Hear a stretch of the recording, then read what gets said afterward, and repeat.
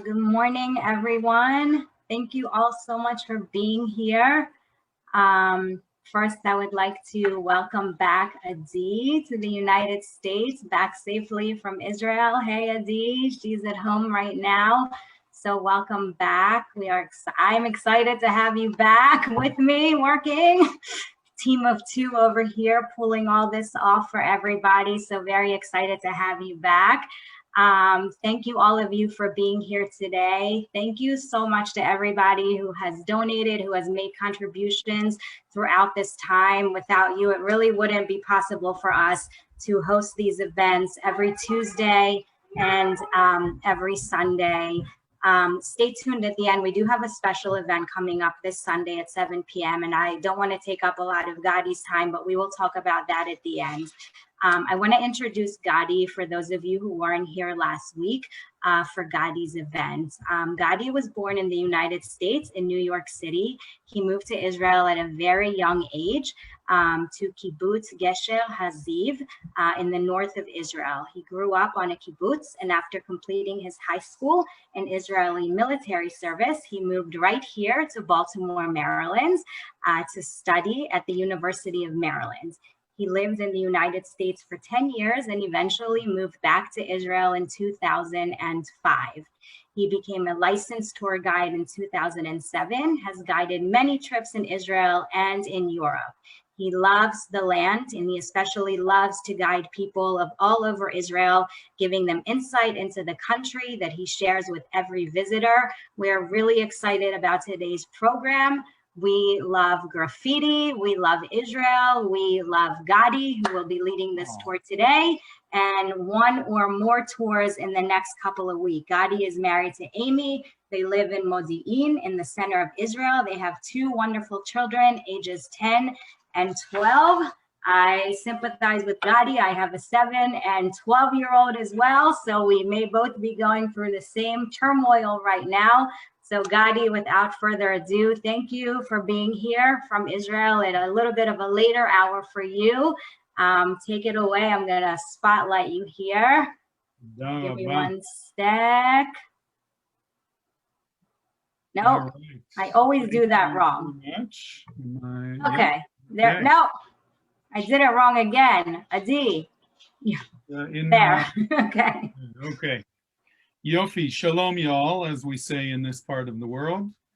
Thank you, Karen and Adi, for hosting me again. It was wonderful the last time around. I hope this tour will be as exciting as the previous one was.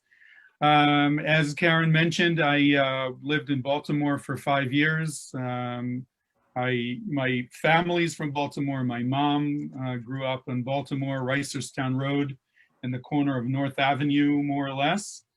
And it's really a pleasure to be here again. So just an update. I know you guys are in the middle of your balagan.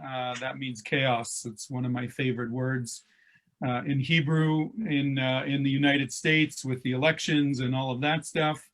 In Israel, we finally came out of the lockdown, the second lockdown on Sunday, and things are looking a little brighter while Europe is falling into their second wave of COVID. And so hopefully things are getting a little better here. And as Karen mentioned, I sympathize. I don't know if your kids are in school, but mine are Zoomers. That's a new term. They're yes. Doing school on Zoom. And it's kind of challenging for them and for us. And I think what they miss the most is their friends. So now that there's no lockdown, we're allowing them to meet their friends in the park that are nearby. So at least that's something that is getting a little better. So today we're going to talk modern politics and graffiti. And it's a great tour. I really enjoy it. It's funny because I don't usually do this tour in Tel Aviv with my real groups. They're professionals that's sort of their expertise. But since most of our tour guide community have not yet made the leap of faith into the virtual world, I found myself collecting all kinds of information and pictures that I've had the opportunity to learn from my colleagues and doing this tour. So I think it'll be interesting, exciting. There's a lot of nuances that hopefully I'll be able to translate from the Hebrew. Adi and Karen will help me if there's something that I miss. But I think this is a very interesting glimpse into the modern, cool, hip Israeli society and the city of Tel Aviv, which I always say Tel Aviv is kind of like New York City. Jerusalem is like Washington, D.C. Tel Aviv is where the stock exchange is. It's where all the commerce, a lot of the businesses, the high tech, and it's also the secular, some would say, epicourse center of Israel, where 40 miles away, there's Jerusalem. That's like the conservative religious center of Israel with all of its complexities. So anyway, let's get going. Wow, I'm feeling nervous with 78 screens. That's a serious number. Okay, very good. So where are we? We are starting our presentation, and actually we're going to start in a place that you might be surprised that we're starting at that spot. And I don't know if any of you have ever been here, but this is not Jerusalem. This is Bethlehem, as it says on the walls here. And I'd say part of the graffiti culture and world in the land of Israel. And I won't get into the politics if Bethlehem is part of Israel or not, but we'll leave that for another time. But really, we're seeing the separation wall between Israel and Area A, controlled by the Palestinian Authority. And on the Palestinian side, there's lots and lots of graffiti, some of it optimistic, some of it less optimistic. And there's some interesting stuff that's on the wall here. You can see an Israeli attack helicopter, Bethlehem land. I think this is supposed to be the Hollywood sign and sort of the connection over there. And we're standing right by a very famous hotel called the Walled-Off Hotel. Yes, it's a takeoff on Waldorf, of course. But why is it called the Walled-Off Hotel? Because the view from the windows is towards the wall, the separation wall over here, in right in front of it. And one of the most famous people who came to Bethlehem to put some graffiti on the walls is a guy named Banksy. I don't know if any of you heard of Banksy. He's probably, when you talk graffiti in the world, he's probably the guy that comes to mind for a lot of people. We don't actually know who he is. We know he's a man because we've seen his hands in some places. So we know he's a guy. He's kept it secret for almost a decade now about his true identity. And it's very interesting because I just recently had a discussion with a lawyer that specializes in zchuyot yotzrim, copywriting of different arts. And Banksy wants to copyright his stuff. This is just one of dozens of pieces of art that he puts on walls in different cities in the world. And he lost in the case because basically the court says, Mr. Banksy, we don't know who you are. So how can we say that you have copyright to these pieces of art if we can't say somewhere in a document that so-and-so, Mr. Banksy, is the owner of these pieces? So it's kind of an interesting thing. But take a look at this girl that's sort of, if you're in Bethlehem, this girl is holding on to balloons that hopefully will take her to a better place. That's, I think, what he's trying to say here. This is another one of his pieces on the walls in Bethlehem. This is a Palestinian demonstrator. It's from a picture that was in, I think, the New York Times back in the 80s. And in the original picture, the guy's holding a rock in his hand. But here he's throwing flowers. You guys can obviously get the picture of what he's trying to do here. And another really cool thing that we have here, we'll come back to that actually. This is probably his most famous feature. This is not Bethlehem, but this is a famous picture that became famous because of, he put this on a canvas and it was offered for sale in Sotheby's in London. And take a look what happened when there was the actual auction.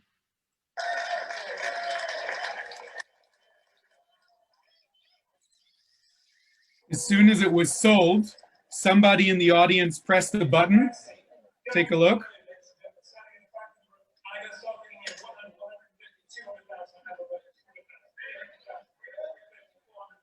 $1.3 million.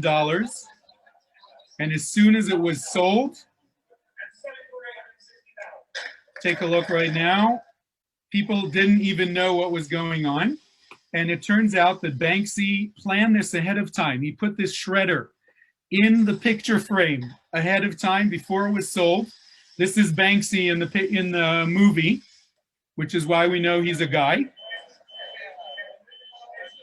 And it was supposed to go all the way down. In the practice runs that he made, it was supposed to shred all the way down. But the bottom line is, this is really what he's about. He's against the world. He's against consumerism. Another one of the pictures that I wanted to show you here is another one of his famous pieces. This one that's titled "Shop Till You Drop." And it's basically going against our consumer culture of, I think this is Wendy from Peter Pan, who instead of believing and flying, she's being pulled down by this want for all of the stuff that we have. Anyway, so I wanted to start with Banksy, because he is featured here in Bethlehem, in these areas close to Israel. And also to give you some of the indication of some of the aspiring artists in Israel that want to be like Banksy eventually. Another one really cool in Bethlehem that's on the wall here is what I showed you before. You can see this is also the peace, Yonata Shalom, the dove of peace being held with chains. Again, this is all about this idea of protest. And my favorite of all times is this: make hummus, not walls. Of course, I always say that hummus is the way to get to everyone in the Middle East. I wish we could solve our problems instead of shooting each other, making hummus competitions. And I don't know if you know this, less known fact about Israel: the Guinness Book of World Record holder of the largest hummus plate in the world is held by a town called Abu Ghosh, right outside of Jerusalem. It's huge. I think there were something like 20 people standing around the plate. It's actually in the Guinness Book of World Records. Anyway, that's not the reason we got together today. Where does graffiti actually start in Israel? So the capital of graffiti in Israel is Tel Aviv, no doubt about that, although Jerusalem very slowly is catching up. And it really all started, in my humble opinion, over here. We are in what's known as the Square of the Kings of Israel, Kikar Malchei Israel. Today it's known as Rabin Square, and we'll get to that in a moment. Imagine this square filled with demonstrators on any topic that you can imagine. The speaker is usually up here on this balcony. This is usually filled up with water. And there's a joke that when there's a big event in Israel that, I don't know, Maccabi Tel Aviv wins the European Cup of basketball, that everyone goes into the water in this little fountain. And there's, when Netta Barzilai won the Eurovision, more about that soon, people jumped into the water. It's like a thing. So in November 4th, 1995, by the way, this is the municipal building of Tel Aviv, the city hall, very boring 1950s kind of a building, nothing like the Baltimore City Hall or any of those. And on the 4th of November, 1995, there's a big peace rally here with a guy named Yitzhak Rabin as the Prime Minister of Israel. His second in command or partner, of the peace process is Shimon Peres. They both won the Nobel Prize in Peace in 1992, I think, together with a third person, Yasser Arafat. Happy to do a whole session about that whole process at another time, but long story short, Rabin and Peres and Yasser Arafat sign a peace treaty known as the Oslo Accord, where Israel and the Palestinians agree to make peace.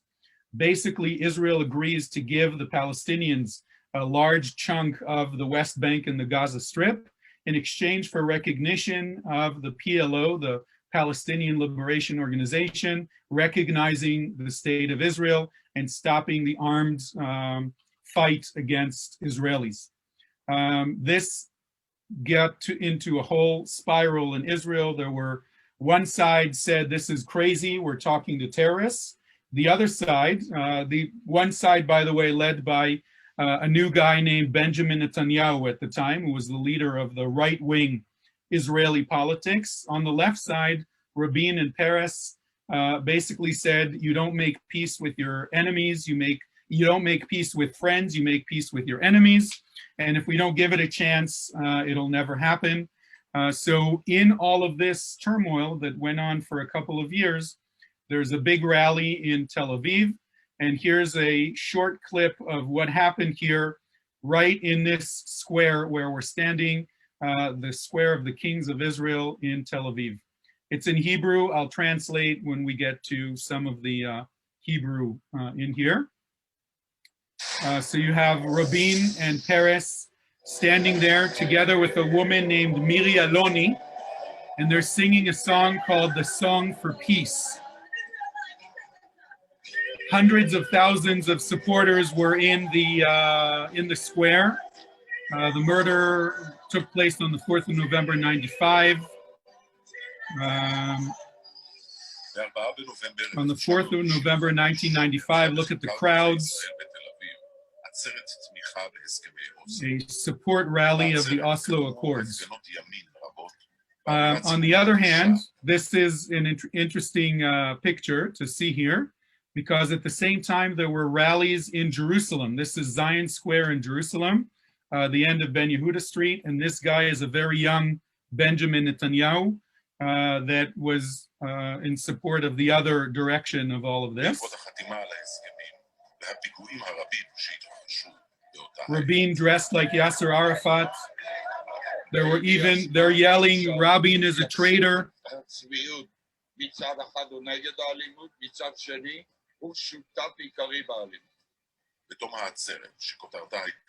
At the end of this event, you saw people in the water. Yitzhak Rabin walks down towards his car, and behind him, a guy named Yigal Amir comes up behind him. Here's Yigal Amir. This is Yitzhak Rabin, and he fires 3 rounds into his back, and Rabin dies en route to the hospital. Remember this picture, because we'll talk about it very soon.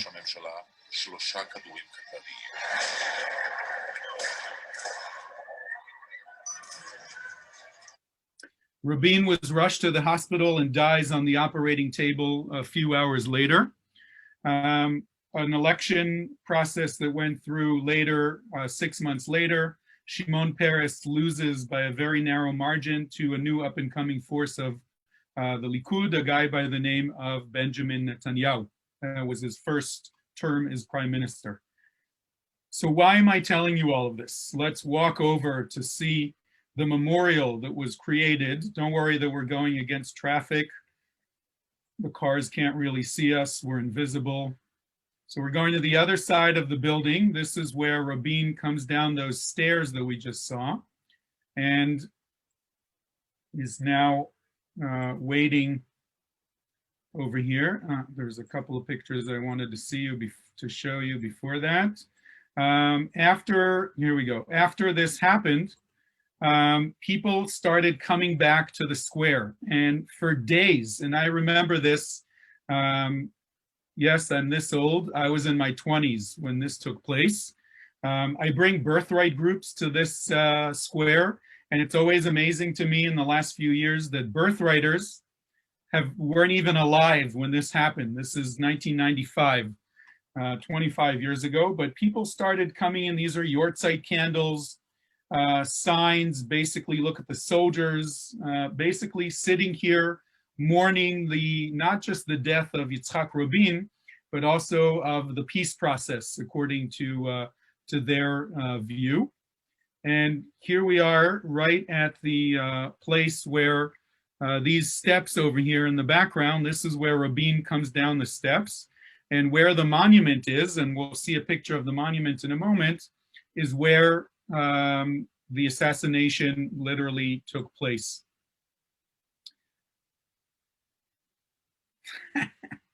I've tried several times to get this picture to stay, and for some reason Google Earth doesn't like that picture. So I memorized where it is. Sorry about the in and out. But imagine, here's the stairs. Okay, we're right by the stairs. Rabin coming down over here. Yigal Amir, the assassin, sits over here on these benches.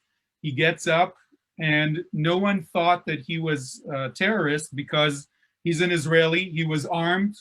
He even asked for a cigarette from some of the security detail. All this is part of the footage, the security footage that was examined later. They were looking for an Arab. Let's be honest, they weren't looking for an Israeli.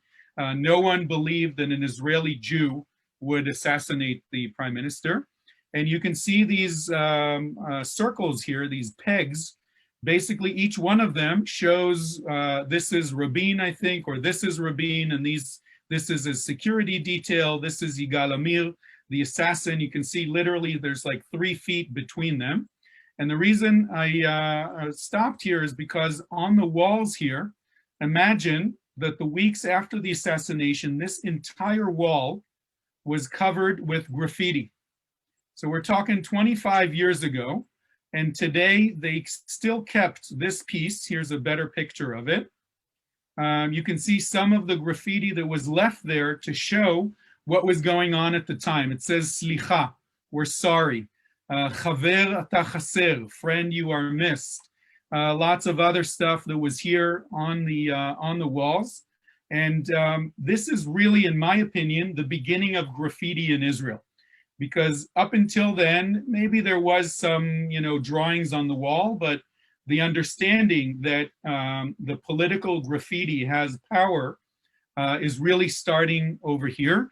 Graffiti in Israel is not gang related, it's mostly political. I know that in Los Angeles and in other big cities, it has to do with gangs and other stuff. In Israel, like everything, it has to do with politics. So in the early 90s, we started seeing a lot of stickers, bumper stickers. So this is just an example, Shalom Chaver, it's all because Akol Biglalcha Chaver, Arafat hu Amalek, Yerushalayim is the heart of all of it. I mean, people would show their politics on their bumper stickers. There's even a very famous song known as the sticker song, Hadag Nachash, the Israeli sort of a rap band, I guess I would call them, took all of these stickers and put them to music without any meaning of the words. But it really became part of the Israeli culture. And in addition to that, the reason I stopped here is because of this. This is an explanation of those pegs that we saw before. And each number is this is the assassin, Rabin. Remember this picture because the next spot that we're going to go to is actually on the streets of Tel Aviv. And let's make this larger. So we're in a neighborhood known as Florentin. Florentin is the, I'd say the Fells Point or Federal Hill, right? Am I using the right terms? Of Israel, of Tel Aviv of today. It's the hip, it's where all the college students and the youngsters would want to live. It's very run down. The apartments are not in great shape. But this is like the hip place to be. And this is Graffiti Central in Israel. So it all starts from the 10-year anniversary 2005, of the assassination of Yitzhak Rabin, where one morning, this is a local cafe, a street artist overnight drew this picture over here. Let's get closer to this picture so that you see what I'm talking about. Okay, it's a local cafe. This is, I think, some utility building of electricity or something. And he drew this. What is this? It's a picture from the reenactment movie that we saw of Yigal Amir and Rabin. This was done about a month later. Yigal Amir was brought there, the assassin, to reenact and understand all of the angles and everything. And this guy who made this picture was basically saying that these two people, the assassin Yigal Amir and Yitzhak Rabin that was assassinated, changed the course of history 10 years ago. And we have not learned the message, the lesson of unnecessary hatred between the Jews and Israel leads to devastation and destruction. This was the first graffiti in Tel Aviv, and it stayed for many years. About 5 years ago, the Tel Aviv municipality decided enough is enough, and they brought someone one morning and they whitewashed the whole thing. And the neighborhood was up in arms. Oy vey, what are you doing? How dare you change Israeli history and Tel Aviv history? I mean, City Hall was flooded with phone calls and demonstrations, and people called the mayor. And eventually, after a day, the municipality folded, and they literally brought the same guy to undo the whitewashing. Unfortunately, it damaged the drawing quite a bit, but it's still there. You can still come and see it, and it's still standing there. And this is really what we're going to do now is we're going to walk through the neighborhood and see some of the realities that are placed here in terms of the politics. So here we are again in the neighborhood. What's really cool about the neighborhood is that there's a lot of Bauhaus architecture. This building we're looking at, for example, is Bauhaus. It's a German architecture style brought from Germany in the 1930s. About 50,000 German Jews read the writing on the wall when Hitler came to power and left. And many of them settled in Tel Aviv, and they brought with them their favorite architecture style called Bauhaus, and this one as well, with the rounded balconies. We'll see a few more examples. But we're here to see the graffiti. So take a look at the graffiti.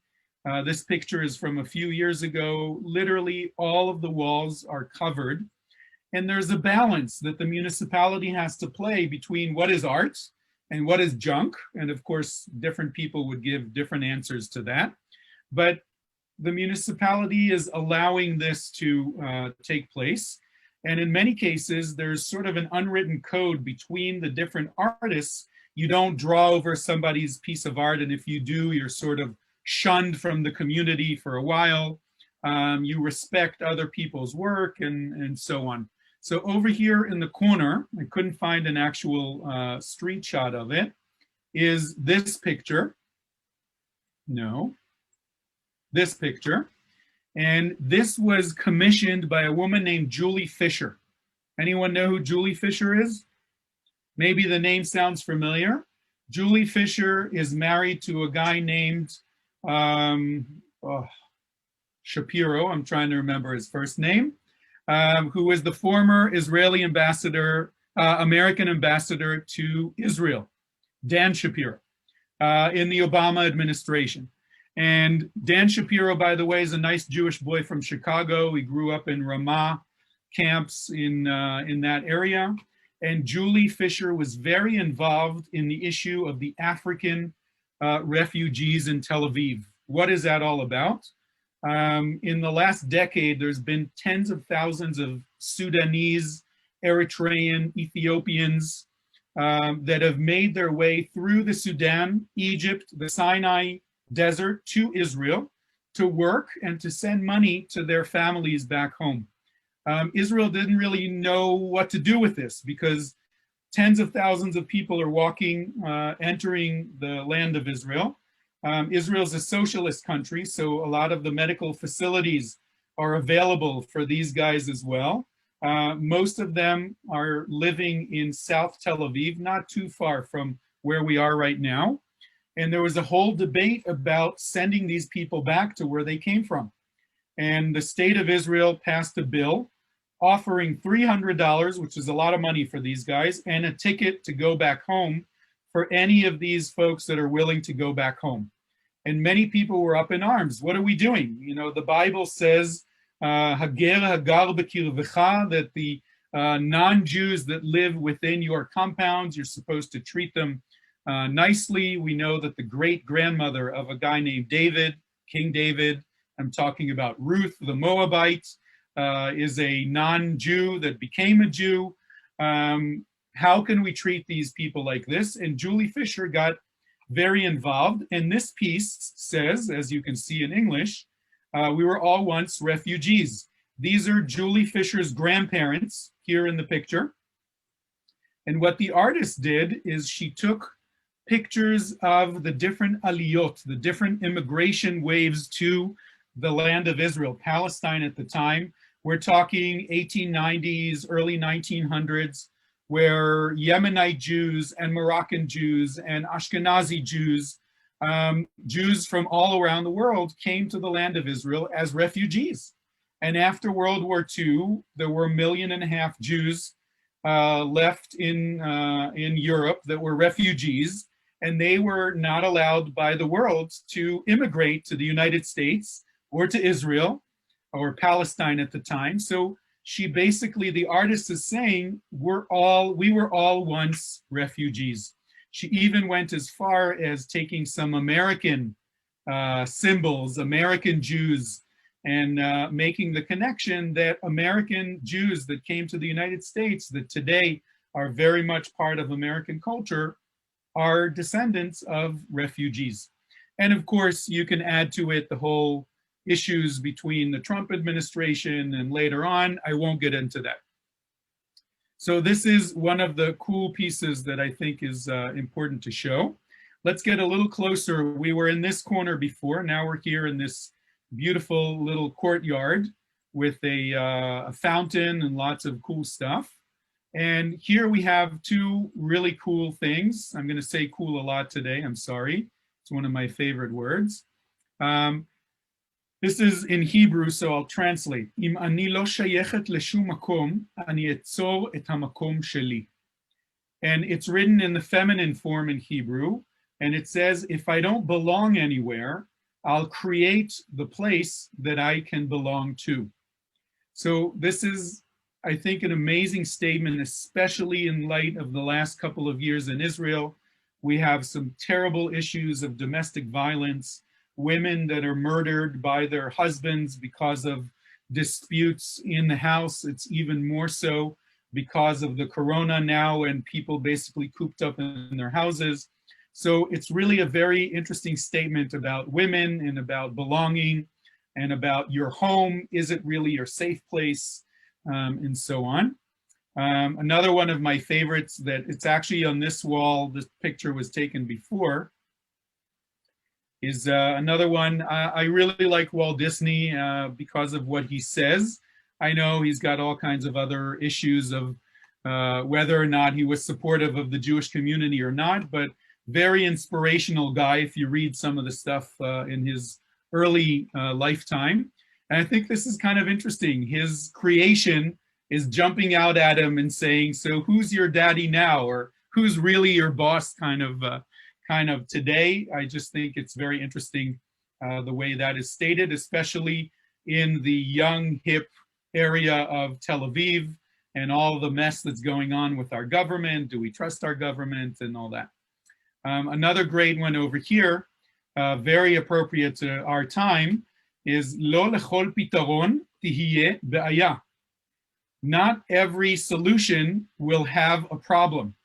And when you think about where we are today with the COVID and the vaccine and how to solve these things, it's sort of, are we putting the wagon before the horse? I think there's a saying in English like that. It's sort of an interesting way of looking at this issue. But the real reason we came here is because of this mural over here, and it's known as the 27 Club. Here's, we'll get a little closer. And this is a creation of this dude in the end here. His name is Yonatan Kislev. He's a street artist. He started out as a child prodigy in some of the Israeli TV shows. He was like a TV star, kind of like Drew Barrymore when she was a kid.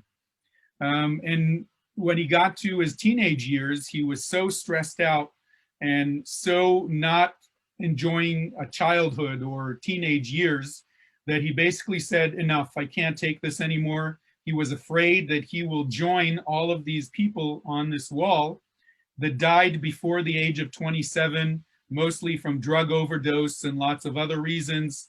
We have Amy Winehouse and Kurt Cobain and Jim Morrison and Jimi Hendrix, and I'm sure there's a few that I don't recognize that I'm sure you do. But he sort of added himself here as sort of a self-fulfilling prophecy, which thankfully did not happen because he left showbiz when he was 13 or 14 years old and ended up being a street artist. And he put this up as a way to remember his state of mind during those days. We'll talk more about him because you can see, by the way, his little, you see this little Peter Pan over here. He sees himself as Peter Pan, and his name is Yonatan Kislev. So it's Kislev. Interesting play on words because it's like your heart is in your pockets. That's sort of where he's getting at with it. So we're coming out of the neighborhood, and I wanted to talk a little bit about Yonatan Kislev. Here he is in his environment, painting on the walls. He's sort of a really cool dude. This is another fun picture of him. His shirt becomes a canvas, and he basically brings lots of groups into the area and talks about what is graffiti, what are you trying to say, and there's lots of creations of his around. And a couple of them are, you see how there's something on the top of the building over here. Here's a close-up. It's eyes. And when he was interviewed and asked about what is this about, he said, we always walk around and we look down. We never look up to see what's around us. So this is sort of his way of making us have eye contact and looking around with the environment. And it's symbolism, I think, to we should be more aware of not just the me and my things, but also the world around me. One of his most famous pieces is over here on the wall. And of course, here's a close-up. And I don't know if this reminds you of anything. I'm hoping it does. Remember Banksy and the little girl with the balloons? So look at these legs. These are the legs of the little girl in Bethlehem. And this is supposed to be him because he sees himself as Peter Pan. He's got his brushes and his spray cans over here. And the balloons are heart-shaped. And what he says is, this is really my way of escaping reality. Reality sucks in Israel, according to him. And this is really a great symbolism for me to join this little girl from Bethlehem, and maybe we can find a place where we can get along. Unfortunately, a lot of what we're going to see today in a few years is not going to be around, because if you can see here, there's have a close-up. A lot of these sheds, these are workshops, carpentries and welding shops and places that used to be there for decades, but they're making room now. They're taking these down to make these really fancy apartment buildings. This is expensive real estate in Israel. And unfortunately, a lot of this is not going to be around in the future, which is a little bit of a shame. Let's continue our walk through the neighborhood. One of the interesting contrasts that you can see in this neighborhood, and we're right around the corner, okay? This is where the Rabin mural, the first one, is, the cafe. Down the street is the Museum of Avraham Stern, or Yair, also known as the Stern Gang, before the creation of the state. It's an official state museum. And the Stern Gang, I won't get into it too much, but it's a group of people that did not support Ben Gurion and the Haganah and the Palmach, the sort of mainstream, let's negotiate, be peaceful, try to push the idea of a state for the Jews in peaceful ways. They went the entire other direction and said that there should be an armed attack or an armed struggle. So what's interesting is I chose, this is not from here, but the National Memorial for the Stern Gang. And it's a graffiti, in my opinion. And it says, Harei at mekudeshet li moledet. You are hereby sanctified to me, my homeland, moledet. And it's taken from the vows that a Jewish couple say in a marriage. The groom says to the bride, Harei at mekudeshet li. In this union, you are sanctified to me. So it's sort of an interesting way of how Israelis and Jews see the connection to the land. Here's the Avraham Stern, but just thought it was an interesting contrast in the middle of all of this graffiti. Around the corner is the Cordovaro Street, named after a rabbi from the Golden Age in Spain. And by the way, this is from a couple years ago. Today it looks totally different with different graffiti on the walls here. And there's some great things here. Let's go one by one and show you what we have. This is an Israelism nowadays. Shenida leharim tamid. I'm not sure how to translate it, but we basically now in Israeli slang, we say, Heramti lecha, or ani marim otcha. I'm sort of giving you strength to sort of raise above the issues that are bogging you down. Adi, if you have a better translation, go for it. But this is kind of a cute way to say we should always know how to give each other compliments rather than arguments. And when you talk about Israelis, we're not good at giving compliments. In fact, we're terrible at giving compliments. So this is an interesting statement in Israel. What else we have here? Tikshoret klavlav hadiktatura. The media is the tail that wags the dog of the dictatorship, or the other way around, which is interesting because this was written a couple years ago before all of the criticism of the media, just like your president, our prime minister, likes to say that it's fake news and that the media is against him and a lot of stuff like that. This one is an excellent one because this has a lot of hidden meanings. Legalizatia ze neged hateva. Legalization, and they're talking about legalization of marijuana, is against the nature of human beings. But it's interesting because the word teva, or nature of people, is the logo that every Israeli would recognize of the largest pharmaceutical company in Israel. By the way, the largest generic pharmaceutical manufacturer in the world. Almost every Israeli has shares in this company. And it's sort of an interesting statement, not only for the legalization of marijuana, but also against the established, Wall Street equivalent of the state of Israel. And last but not least, this is a great connection to the consumerism. Remember Banksy? This is the girl from Banksy's shopping cart, shop till you drop. And I think, again, this is Wendy saying, I believe, but yet she's not flying. She's being pulled down. And especially in today's situation, I believe my government or not, and I'm staying in the lockdown or not, and I'm following the directions of my government or not. Sort of an interesting connection. How are we doing? Everybody okay? You guys still alive over there? We're doing all right. Yofi. So here we are at some of these sheds that I was talking about. And there's some great stuff here on the walls. One of them is where this building stands. There really is not a building anymore. There's a elementary school. And on the walls are two really cool things. One is this, these hearts. And it says here, Hayekum male ma'asim tovim. The universe is filled with good deeds, and all the colorful hearts and everything. You see they actually come down to the sidewalk here. Great entryway for elementary school. And on the wall is my favorite saying at all in this area.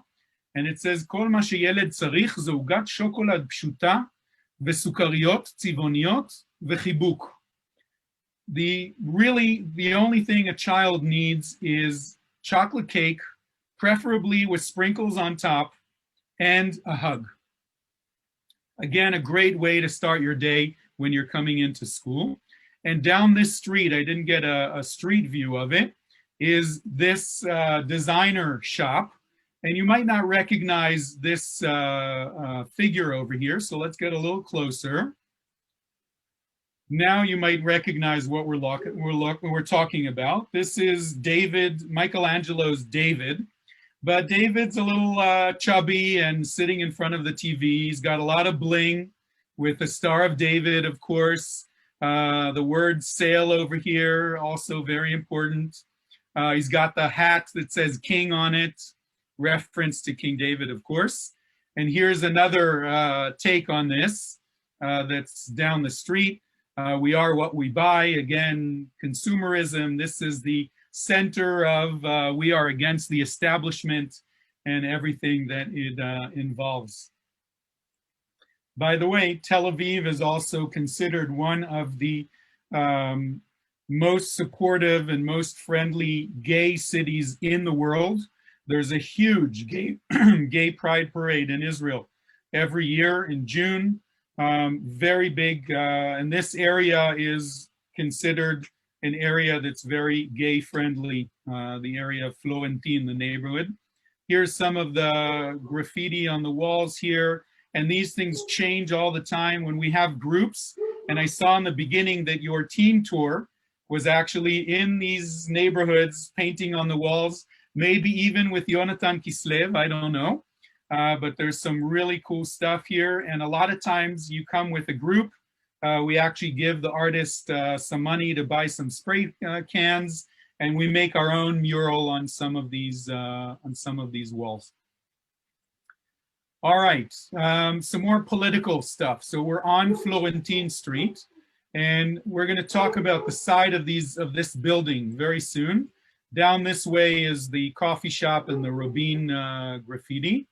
And what we have here is some of my favorite statements about Israel and about feminism and Israeli issues. So this one, maybe I'll start with this. Anybody know who this is? I'm sure Adi knows, maybe Karen does as well. This woman is Dana International. She's transgender. She's not actually, she was born as a man. She's now a woman. She won the Eurovision contest. Maybe Americans know about it, maybe not. It's a very big deal in Israel. In Europe, it's a song competition where every European state sends their song that competes in this competition, and the best one wins. And then the next year, the competition takes place in that country. So Dana International, I think it's 2003, 4, no? I think maybe 98. Okay, it was before 2000? Maybe, okay. I'm not sure, I won't say stam. But this is the costume that she wore. And when she won, this is one of the things that was painted. So you can see her vaguely in the background. And this is a typical Tel Aviv Israeli street sign. And it says, Kikar Malchot Israel, Malkot Israel, the square of the queens of Israel.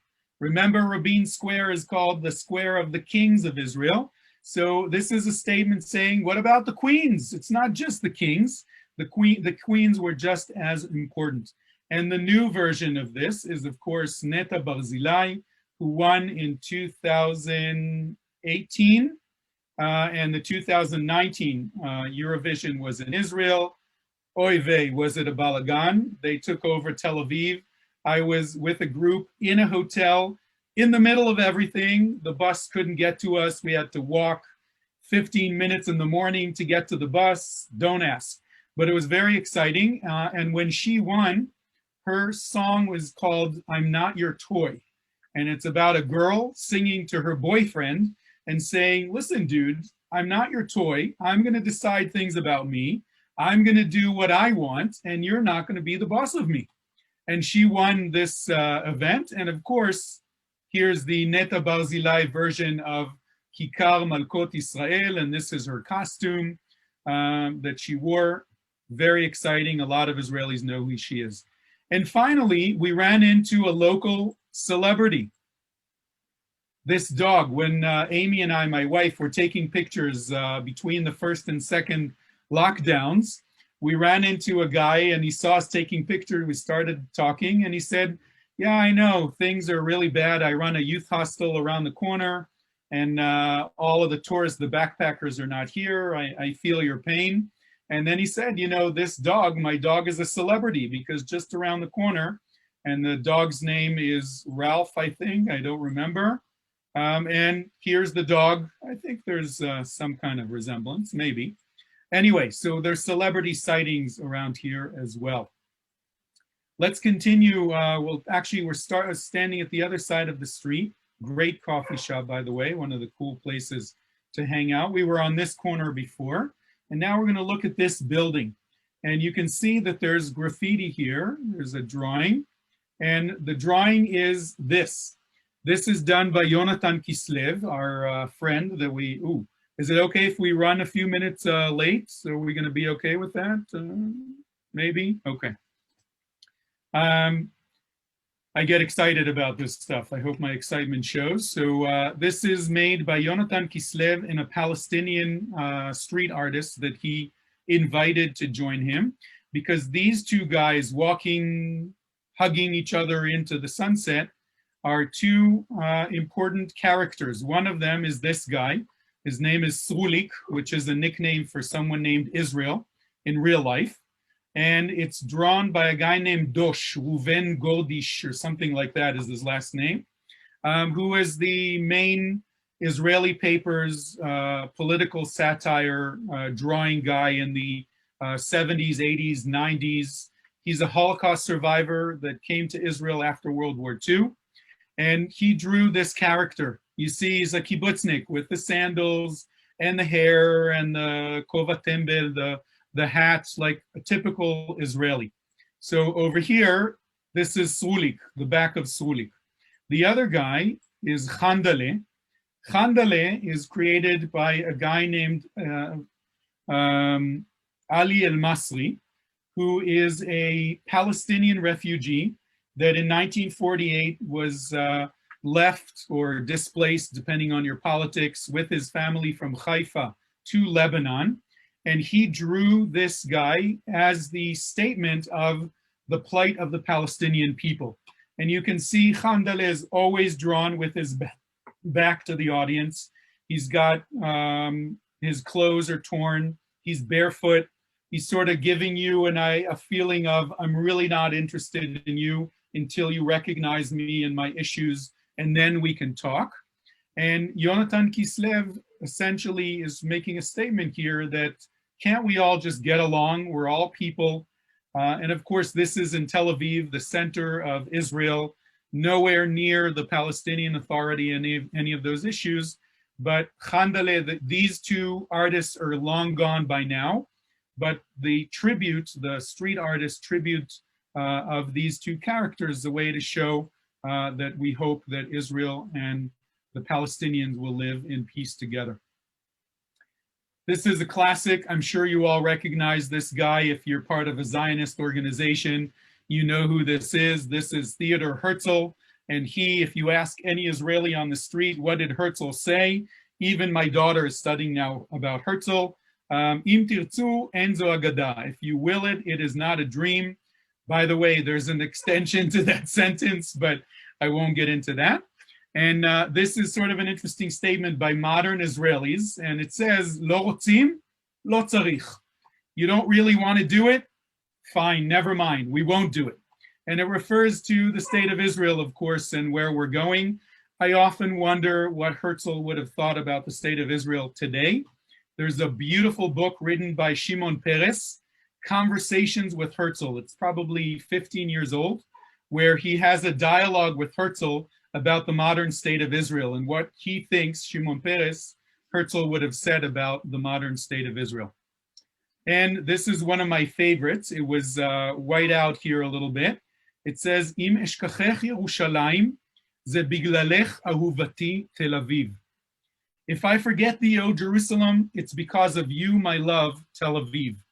And this is a beautiful way to show the dichotomy between the religious, conservative, Orthodox Jerusalem and the liberal, epicourse, non-religious Tel Aviv that's only really 40 miles away. I mean, it's the distance between Baltimore and Washington, D.C., and it's quoting, again, a marriage in Judaism, where the bride and groom say, if I forget thee, O Jerusalem, let my right hand wither, let my tongue, I don't remember the exact translation, but basically saying that even in our most amazing day in our lives, we still remember that the temple is not there in Jerusalem. So it's an interesting take on the dichotomy and butting heads between these two cities.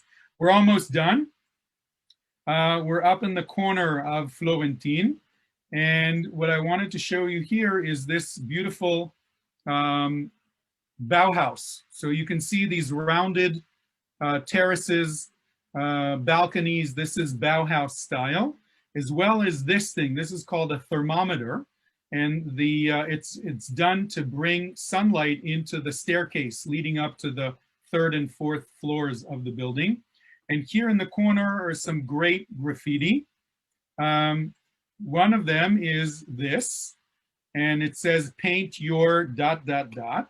And I don't know, I'm old enough to remember who this guy is. In Hebrew, we call him Aharon ve'Iparon Hasagol. I think you guys know him as Harold or something.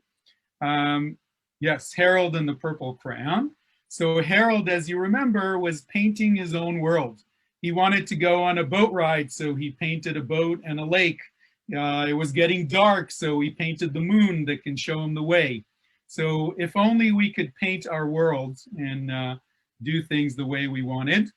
And this is very connected to today, very connected to your part of the world as well.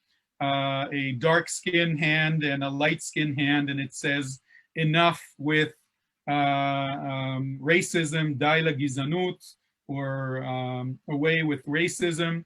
Unfortunately, these are issues that we have in Israel as well, not as pronounced as they are in the US, but between the Ethiopian Jewish community and the Israelis that were here before. We could do a whole session about Israeli society, but this is very, very much connected. And a couple more scenes. We came from down this way.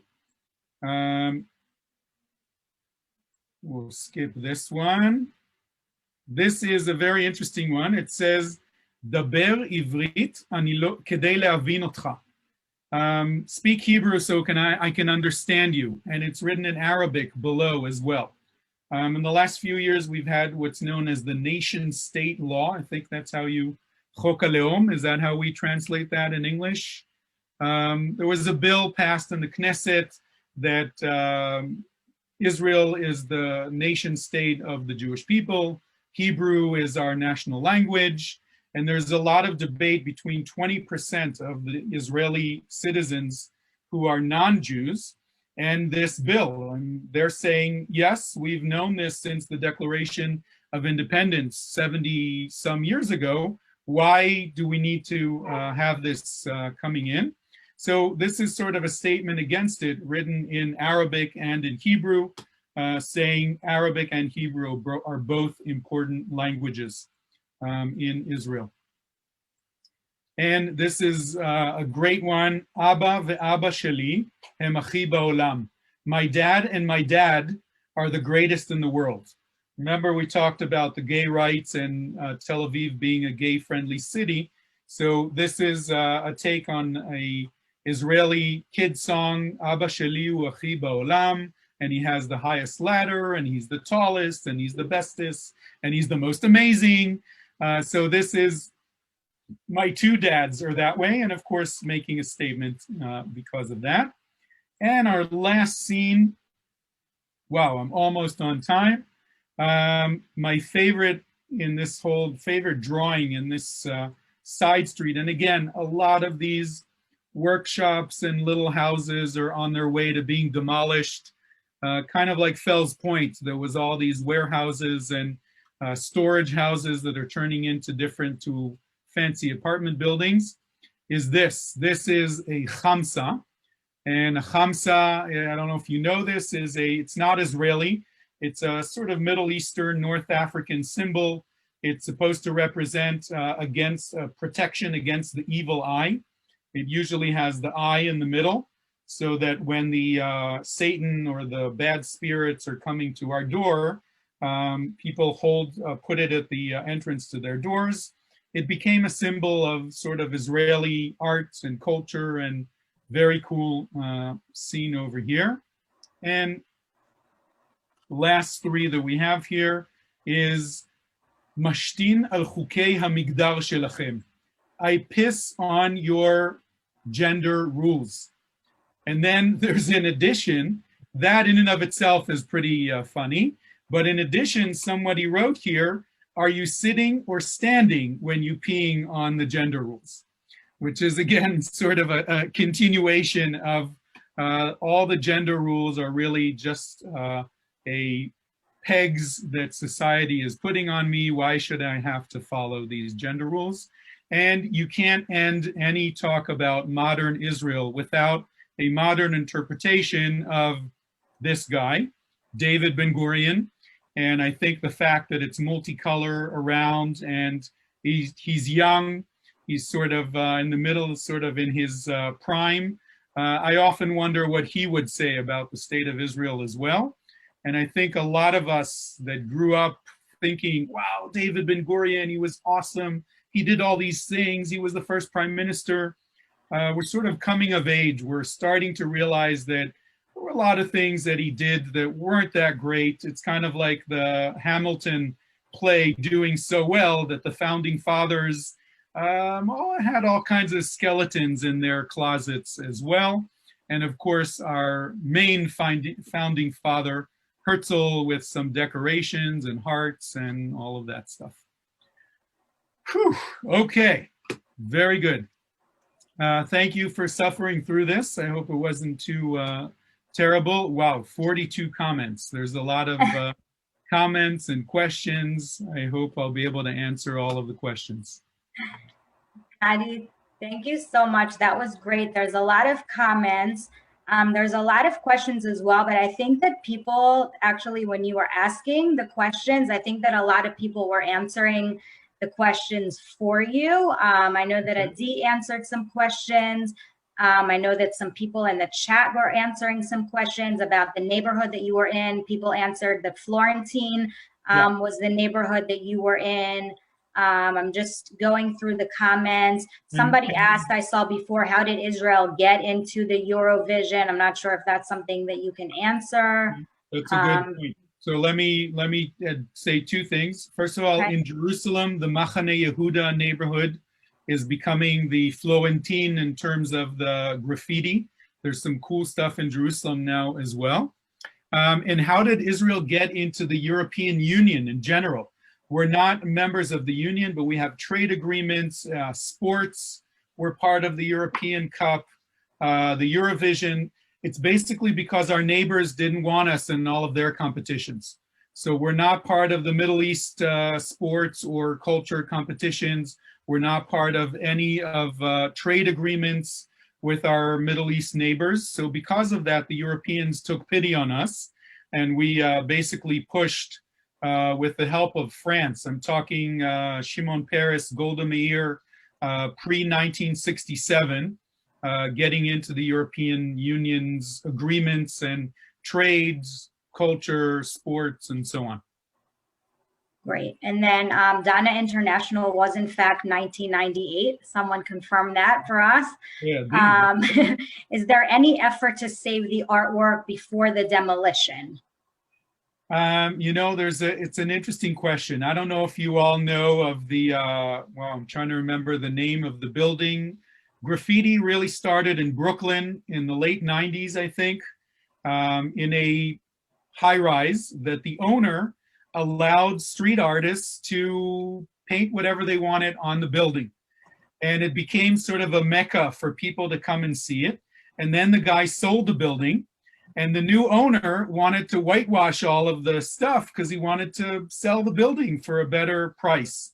And the graffiti artists sued the owner and won because he didn't give them a chance to take pictures and to catalog and to essentially preserve before he whitewashes the building. So I'm assuming same thing is going to happen here. A lot of these sheds that I showed you belong to, you know, the local carpenter or the local metal shop owner and things like that. So I don't know the answer to that. I'm assuming that the city of Tel Aviv, understanding that it's sort of a tourist attraction, will make an effort to preserve some of it and maybe copy it to invite the artists to make it in some spots in the neighborhoods. But the developers that are building those fancy apartment buildings are not excited about that at all. And they think that it's bringing down the value of their property. So when it comes to those kind of arguments, I think the real estate developers usually win in those kind of issues. Great. I think we'll take one more question. And this can go to Adi and you as well. Do most Israelis agree with the views on gender issues, including gay rights and under gender fluidity? Do they agree to these are important or acceptable views? Okay, we're going into a minefield here. Yeah, I think that's a big topic. So I'll just say, Nadi, you're welcome to jump in. I'd say the Tel Aviv in general is what you see on the walls that I presented. Jerusalem is largely the opposite. The other parts of the country, it's really a mix. And it's kind of interesting that Tel Aviv is one of the most gay-friendly cities in the world, where not far from there you have a lot of very orthodox conservative ways of thinking. And I'll add to that the Palestinian Authority controlled areas where gay rights are completely not recognized. And it's a very big issue in Israeli society. I would say the majority of Israeli society does not hold those same views, in my opinion. Yeah, it looks like Adi agrees. Adi agrees, yeah. So thank you, Gadi. We want to thank you again. Some people asked about the BZD doing a tour to Israel, which we do tours. We do team tours. We've done adult tours in the past. It's definitely something that Adi and I have been talking about. And we do want to have a tour to Israel, and we appreciate the comments. And now that we see so many comments, we will absolutely think about it even more. But of course, we will have to wait until this era is over, and but definitely something to think about, and we will think about it a lot more. And we do have some wonderful tour guides that we now know personally that we would love to take us around Israel. That being said, thank you, Gadi, again. We just